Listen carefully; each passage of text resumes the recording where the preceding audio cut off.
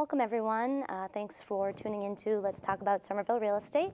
I'm here with my partner, Carey Gatto, and today's guest we have attorney Ali Alavi, who is a trusted part of our team. And I'd like to turn it over to Ali, and hopefully you can tell us and the audience how you got started. Wow, it's interesting. I have a little bit of a funky background. So I have a background in the sciences. I used to be a scientist, and while I was a scientist, I was involved in real estate transactions, and so I bought, sold, and refinanced, etc. And had the opportunity of interacting with real estate agents and attorneys and lenders.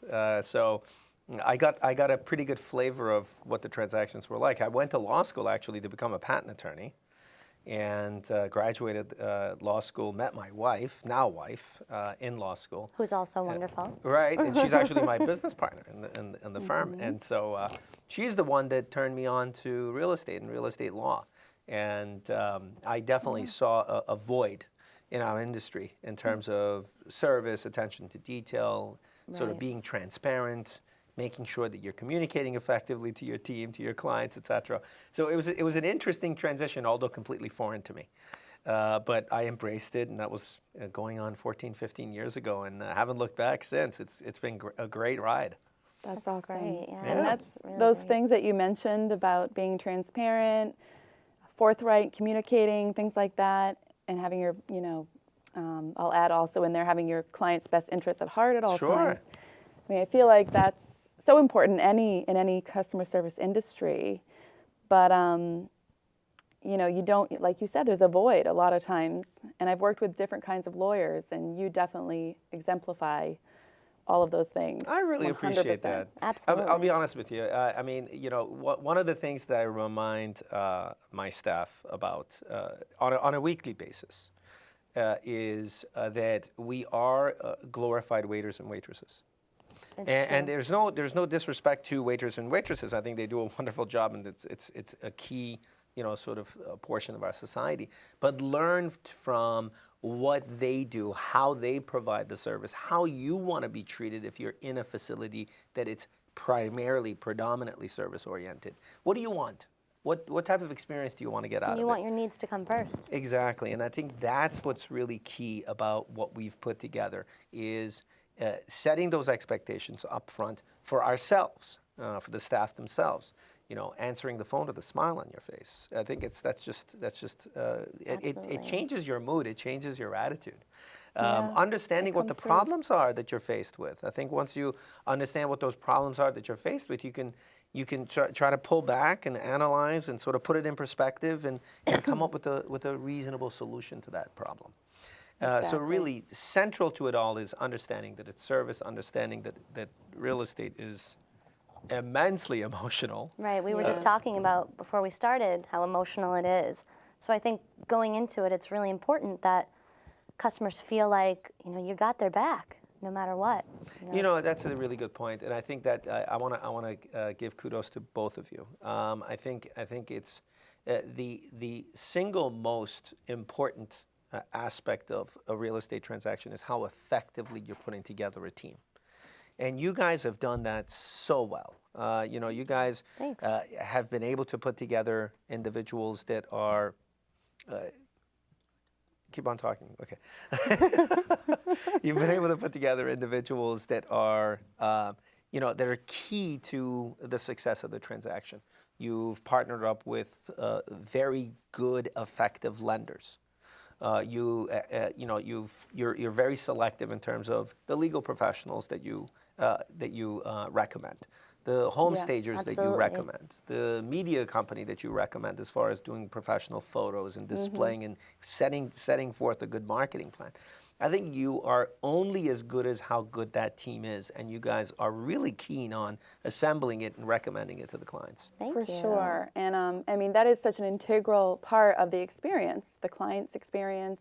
Yeah, absolutely. The team that surrounds them. And I think when I first started in real estate, I was shy about strongly encouraging one lawyer over another, or even one mortgage broker over another.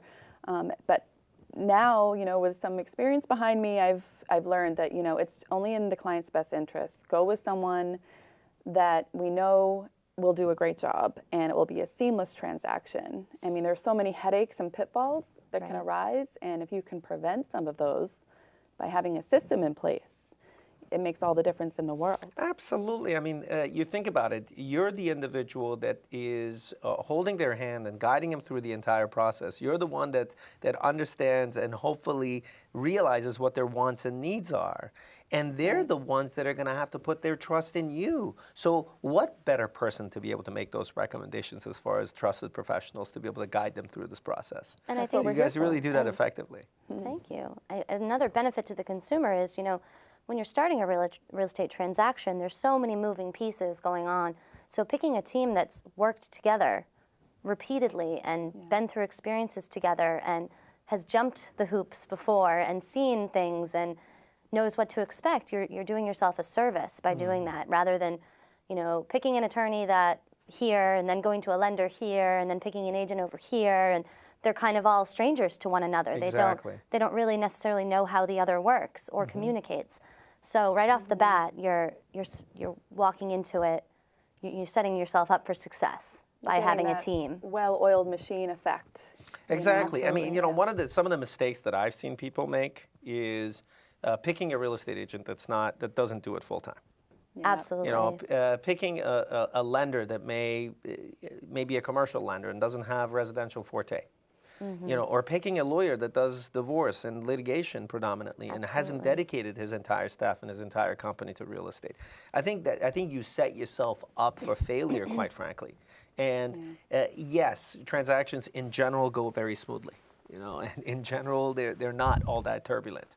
But if they are not going to go smoothly and if they're not going to be turbulent, then you want somebody on your side that's going to advocate for you and understands how to navigate the process and people's personalities. Well, I think that, in general, they do go smoothly, but you always have to be ready and prepared for that hiccup. Exactly. Because if you sit back and relax and don't pay attention to the details, that's when the hiccups arise. Exactly. So if you're always on top of it, when we work together, I know you're on top of it and your team is always on top of all the details. And I know I'm always looking at everything, the day-to-day deadlines and details. But if you, the moment you relax and just say, oh, it's going to be fine, that's when you get problems. I think communication is key. I think Yeah, communication is absolutely I don't think key. Carey and I can stress enough how important it is to have an agent that works full time, that goes into the office from 9 to 5, Monday through Friday, and is there supporting their clients. Well, you have a finger on the pulse of how the market is doing. A person that doesn't do it full time, a person that does it part time, and I'm not suggesting that if you do it part time, you're not going to be good at it. I just don't think you're going to be great at it because you haven't dedicated the 9 to 5 on a day-to-day, weekly basis to it. You completely understand what's the inventory that's coming in, what's the inventory that's going, how is the prices fluctuating, what's the demand like, and that is so critical in advising your clients on what to make a move on and what not to make a move on. And the market always is changing. It's constantly changing. All the time, yeah. So you have to keep a pulse on it all the time. Absolutely, yes. And to be local too, and really know the dynamics of the micro-local market is so important. Absolutely. It really is. It's so funny you mentioned local. I mean, real estate couldn't be any more local, right? I mean, I know this is a Somerville sort of Somerville-based show, but if you look at, there's streets where one house on one side of the street may demand a different price point than clearly on the other side of the street, because one side is a shady side of the street, the other side is a sunny side of the street. And for somebody that doesn't know that and doesn't do that on a daily basis, you have no idea. And as a result of that, you're going to do your client a disservice by telling him to put X number of offers there. Exactly. So it is. Real estate is absolutely local. Yeah. So do you have any, stories or things that come up in your mind when you think about setting expectations for the client or for the members of your team? In general, I think the one of the things that one of the principles that I go by is I try to underpromise and overdeliver. I think, and I've seen exactly the other way around, and I think you set yourself up for failure. Right. You have to understand, you have to recognize that real estate is extremely personal to people and extremely emotional to Yes. people. And I think you ultimately become a therapist. You're not just a problem solver, you become a therapist. And I think as a result of that, that role, you need to manage their expectations, you need to manage their emotions. And as I said before, you have to take problems, put it in perspective, offer a reasonable solution to them. And the reasonable solution that you offer to them hopefully is sound enough that it's going to be accepted by all parties to be able to push it forward. Those are just such words of wisdom. I mean, you should teach a class or something. And That's I think, awesome. I think every transaction with us, with me, and with our firm really starts off with spending a good half hour, 45 minutes, maybe an hour, depending on how green or how inexperienced the buyers or sellers may be, really taking them through the process. Really defining what our role great. is. Right. Really defining what the role of the real estate agent is, what the role of the lender is, what the role of your inspector is, etc. Because I think that individuals need to be told, what is this journey? Absolutely. Draw them a roadmap. Because in the absence of that roadmap, they're going to be lost. Exactly. And I've realized that by defining those types of things, that you lower their anxiety, but it lowers the amount of time I have to spend with the clients. Because they now know, know what to type of questions they expect. should address with you guys, Right. what type of questions they should address with their lender, so on and so forth. So the 45 minutes or an hour of time that I spend up front with the client ends up saving me hours during the course of Right. the entire transaction. And saves them so much anxiety, as you pointed out. Oh, Because absolutely. they have a set, they have a setup of what to expect, a timeline. And it minimizes the amount of questions they have throughout. It minimizes the amount of surprises, something that they may not have thought, oh, well, I didn't know that, I wasn't told. Just setting these guidelines up front saves everybody so much hassle, so much headache. You're not putting out fires. Right. Exactly. We're going to have to put out fires, no matter what, but not as Not many as many. fires. I'm a big checklist kind of guy. And I love checklists. And I almost force it upon my clients, these checklists. And what I've noticed over They time. thank you later, though. Do your homework. Right. I mean, I've noticed over time that by providing them with these checklists, again, it sort of supports the roadmap that you created up front. It sort of gives you that foundation, and you can always go back to it. And you go, okay, so I've got my accepted offer, and I've done my inspection, and I've gone through my purchase and sale agreement. Well, now Right. what? Right. Where do I go from there? And it's so funny because once the purchase and sale agreement has been signed, and you're sort of moving along, and there's so much happening in the background. That the client has no idea about. Right. I get calls every couple of weeks from clients that says, I haven't heard from you. Is everything okay? Do I need to be doing anything with you? And it's so funny. You go, no, everything's fine. Everything's going well. If the fact that you haven't heard from me Is a good thing. is a good thing. Right. Absolutely. We were just chatting yesterday about how it seemed to me like all of our transactions had been pretty drama-free. But behind the curtain, you enlightened me that there was actually quite a few tricky ones. It's interesting you occurred. say this, Carey. I mean, I tell my staff this. I say that a real estate transaction, and for that matter, any transaction, really is like a play.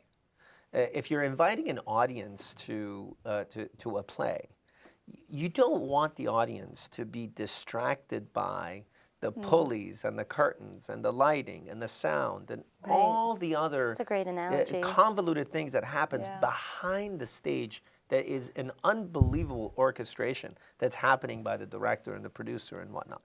And the audience should be oblivious to that effort. What their focus needs to be is what's happening in front of them. Right. So I think a transaction is successful whereby you don't realize that there was a turmoil. The client Right. doesn't realize that there was a turmoil. You try to manage all that stress and try to calm the situation down and really absorb a lot of that, because I think it reduces my stress, and it certainly increases my longevity in life. And I also think it reduces your stress and ultimately the stress to the client. Oh, yes. So yes, we've had some turbulent transactions. I was delighted to hear that you didn't know that any of them were turbulent, and that's fantastic, which means I got my job done. Props to you for being the one to be behind the curtain. Exactly. We definitely appreciate that. Ignorance is bliss. That. Yeah. Thank you. Thank you. Yeah. You know, you guys were, we were talking during the break with regards to the fact that real estate is very tricky. I mean, real estate pretty much touches every aspect of our lives, and that's one of the reasons why it's so emotional. Yeah. I think as practitioners, really, it's important to gauge people's personalities, gauge how you want to communicate with people. Absolutely. You know, it's interesting because, you know, you get, I get clients that are millennials, and they don't want me to make any phone calls to them. They want to communicate by text message or email, really text message. And so you sort of, you accommodate that. There are clients that we have that they don't even know how to text message. And so a lot of the communications has to happen over the phone. I think those are the things that you set those expectations early on in the transaction. If you do, you need to ask those questions. You know, how do you want me to communicate with you? In how what often? fashion? How often? Exactly. Some people like to get, they like to get daily updates. I have clients that want daily updates. Some people are, you know, they're at work and they don't want to be bothered and they just want you to handle it. Exactly. Right. Exactly. So I think realizing how to communicate up front is important. Absolutely. Gauging clients is important. I have a couple of stories I want to tell you guys. I mean, you know, we were at a closing one time, and you know, as attorneys, we are required to ask whether the individual that's signing papers are signing voluntarily, right? And so I asked this couple if they were signing these documents voluntarily, and one of them said yes, and the other one said no. And I was completely confused. And I'm like, what's going on? I mean, is this some kind of a joke? And as it turns out, the husband had a gambling problem and was doing a cash out refinance to be able to access the equity of the house. Wow. She didn't like it, and she broke down. And you have to stop the closing right then and there. I mean, if you don't gauge and you're not aware and you're not keen as to how people are behaving, you know, maybe I would have missed about the fact that one person said yes or no because they were nodding.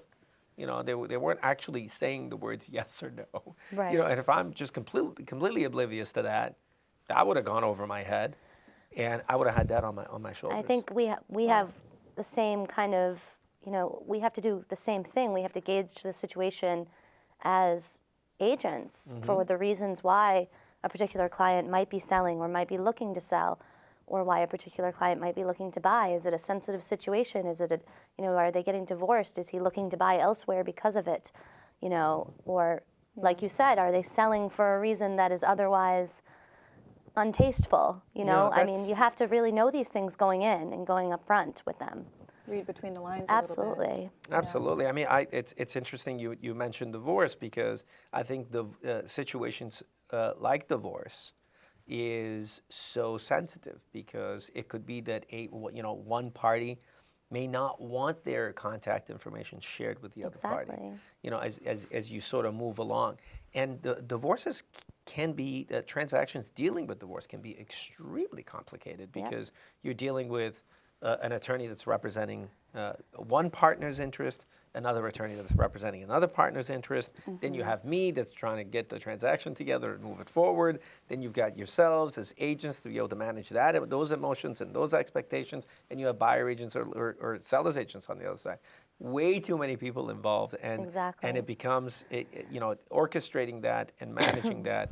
It can be quite challenging. And I think it's important to remind our viewers that this all goes back to why you want to work with a team, why it's so important. That's why we lean into you so much. And how many outside factors are involved. Too much.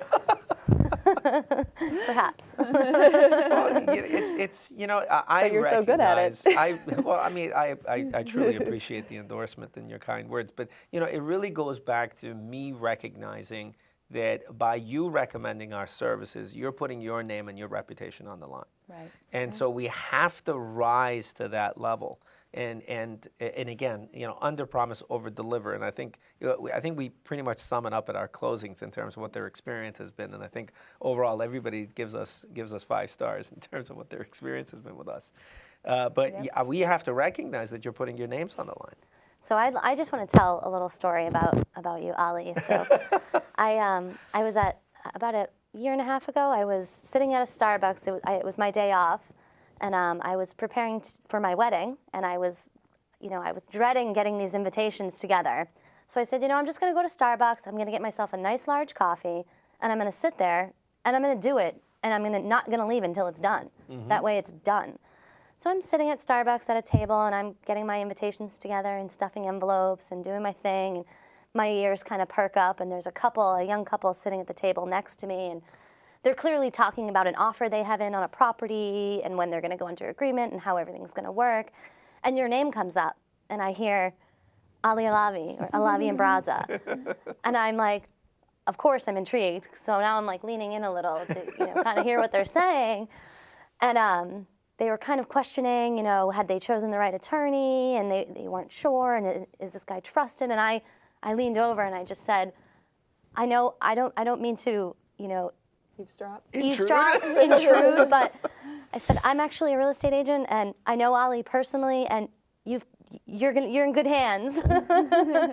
And so it was so funny, and just seeing that right up front in person, how kind of how stressed people are about the professionals that they choose. So it's really great to know, like, if you know someone and they're telling you they have a dedicated team, they have a trusted lender, they have a trusted attorney, they have a trusted real estate agent, always go for the team. So well, I certainly appreciate your endorsement of course. in that situation. It was just so funny that it came up that way. Yeah. That's interesting. That transaction ended up happening. They ended up engaging our services, and it turned out to be a very, very difficult transaction. And I think we definitely managed the client's expectation throughout the whole thing, and they gave us high praises at the end. Well, good, because I told them that you would in Starbucks. So. Now you do, we did a seminar with you not long ago. Yes. Actually a couple now here in Somerville, and you talked a little bit about condo conversions. Sure. I was just curious, do you ever work with actual homeowners that convert to condominiums, or is it more or less just all developers that do that? No, I think it's a mix of both. I think you see some developers. I mean, especially nowadays, because the new construction and purchasing multifamilies for the purpose of converting it to condos is the thing to do. Just because of the fact that the inventory is so low and housing is so precious these days. But no, I think it's both. I think we see individuals that have had multifamilies for a long time, and they recognize what the market is doing, thankfully relying on good advice of real estate agents like yourselves, and realizing the upside. And it's interesting because homeowners that have been in a multifamily situation for a while, their intentions it's definitely different than a developer, because what they do is they would like to be able to convert like their 3 or 4 family home to retain 1 unit for themselves and sell the other 3 units. So now they don't have any mortgage. They don't have to be a landlord. Exactly. So they're tapping into a lot of equity, untapped potential by converting into condos, but they also create that sense of security because they don't have to sell a piece of property and have to now chase after finding another property. So definitely, and we that happens come across in your experience rather smoothly for the most part. Absolutely, and again, it goes back to setting expectations, spending that time up front to talk to them about what it takes to be able to convert a multifamily into a condo. I think it's so important especially for people in our market. We're so saturated with owners like that are sort of in a position where they're not quite sure what their next move is, or if they want to move, or what the next step is for them. And I think that it's important for them to know that that's a very viable option. It is absolutely a viable option, but again, they need to understand what the challenges are. You know, if they own a multifamily unit and the other units are occupied by tenants, they have to be very wary of the timelines associated with having to give notices, how long it would take for them to be able to go through those timelines, the fact that they have to go in front of the condo board in the town of Somerville, you know, appreciate and understand what it's like to be in front of the board, the questions that the board will ask, the guidelines that they will follow, so on and so forth. So you have to be able to spend that upfront time with them, set those expectations, set the timelines out for them, and there's costs associated with it. So, you know, some people may not be aware of the actual dollar amount that's going to take to be able to convert a property into a condo. What are the people that are involved in converting it into a condo? Right. You know, if they haven't identified a good, reliable agent to give them a comparative market analysis on those units, they're completely driving blind. Right. If they don't have a good engineer on their side, a good architect on their side, a good attorney on their side. So all of those need to come together so to be able to get taken through the process. Yeah, it really depends on the property so much, you know, the condition, the layouts, the original footprint, whether there's parking, whether there's outdoor space. There's so many factors involved. Right. So. And tax ramifications. Let's not forget about that. I mean, you have to have a good, trusted tax advisor on your side to be able to give you solid advice on what are you exposing yourself to potentially. Right. This is a particular property that was generating X number of income for you. You know, however way you're dealing with your taxes. Now you're trying to sell 2 or 3 of those units. Yeah.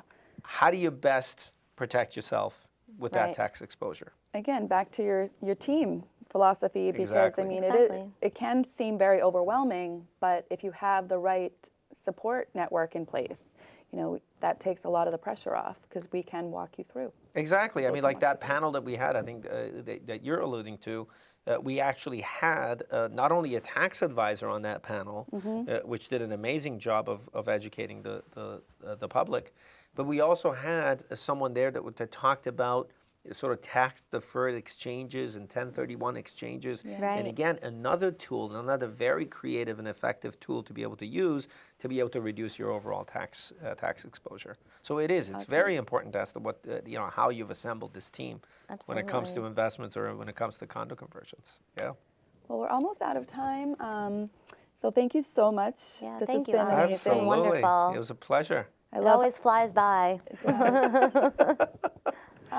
One quick lead into maybe the next episode where we're going to have Rick Shearer on. He's our preferred mortgage officer. Have you seen any effects of TRID yet? Absolutely. TRID went into effect October 3rd of this month, and with a third of this month, and absolutely, I think it is probably the most important regulations that went into effect. For the viewers that may not know this, essentially is a regulation that tightens the timelines, increases the obligation on the part of the lender in order to be able to provide closing disclosures to the consumer.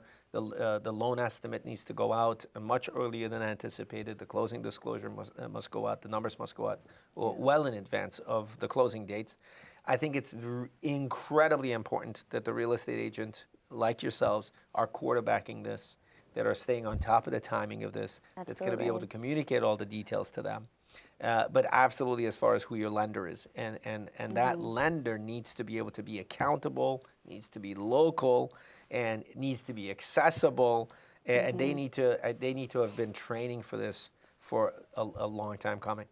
Yeah, Rick must be very busy right Rick, now. yeah, I mean, it's so funny because with the whole TRID thing, there was this sort of big gasp of paranoia that took place because it is 1,900 pages of regulations. Wow. Okay, and it exposes the financial institutions to potentially massive amounts of liability, and so you want to make sure you're following the regulation. You want to make sure you're compliant. You want to make sure you're doing the right thing, and so there was that gasp, and now that it's gone into effect, there's this sort of sigh of relief, and you see that in activity, which I mean, and Rick and his team at MSA Mortgage are immense, and they've been training for this for a long time. Yeah, they're prepared. Right. No doubt. They absolutely. And he can certainly go into the details for us the next show, which will be great for consumers. Yeah, absolutely. That sounds good. Well, Great. thanks again so much, Ali. It's always great to see you. And Always a Wonderful to pleasure. see you both. Thank you so much for having me on your show. yeah, of course, anytime.